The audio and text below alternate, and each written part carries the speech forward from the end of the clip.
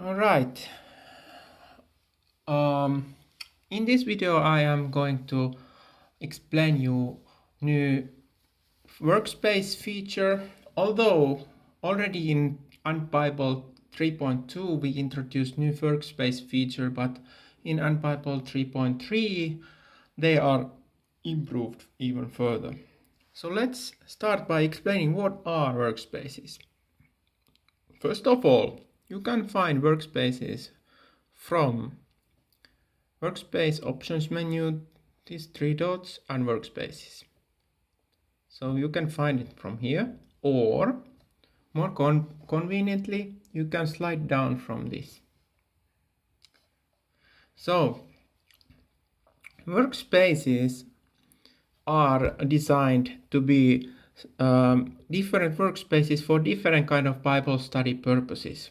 For example, I am having a couple of daily Bible reading workspaces, and then I have with my wife some workspaces that I am going through Bible with her, so they are there.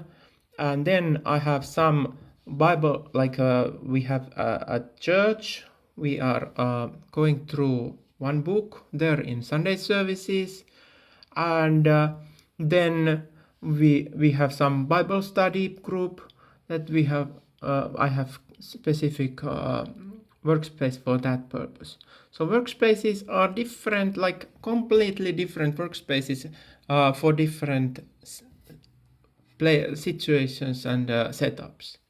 So I have now a couple of workspaces demo for this demonstration purpose. So let's take demo 2. So now in this workspace we have completely different set of windows and settings, and all kind of things can be different for this workspace. Let's say we have this kind of workspace here. Let's then change to demo 1. We see demo 1 is like it was before, and here we can adjust different settings, blah blah blah, and do whatever we want, and then we can switch back to demo 1 to when we want to go there. So this is practically it, what workspaces are. So what I have improved in Unbible 3.3 is this workspace selector. Now it is convenient to reorder these workspaces to different order, and from this 3-dot options menu we can find different functions. For example, we can now remove. Let's remove this empty one, or it is not empty but it is named empty. Remove like that. Then we can rename. Let's give good name for the demo 2, like this. And then we can also copy whole workspace as new. So let's do that. We can give name for that. Let's stay with this.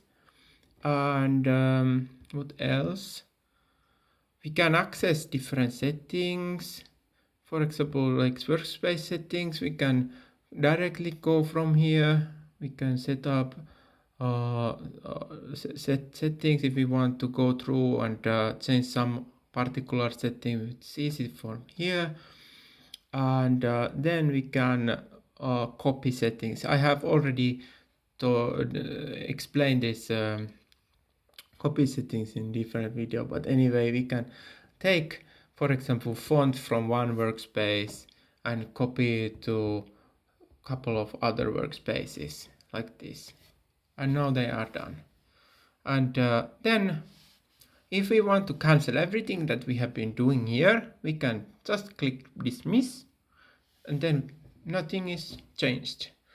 And if we press new, it will create new empty workspace with only one window. And if we press save, we return to the current workspace where we have been earlier. But if we want to go to other workspace, we can click, or the current workspace, we can also click from here. Then it asks if we want to save these settings that we have been doing, and if we press yes, then it saves and goes to workspace. If we press no, it goes to workspace without saving, and if we press cancel, it returns to this screen. So let's now save these settings and go there. Like this. I think I have explained now the workspace feature in detail. Please send me questions if you have any, and feature requests, whatever, report any bugs. And thank you for watching.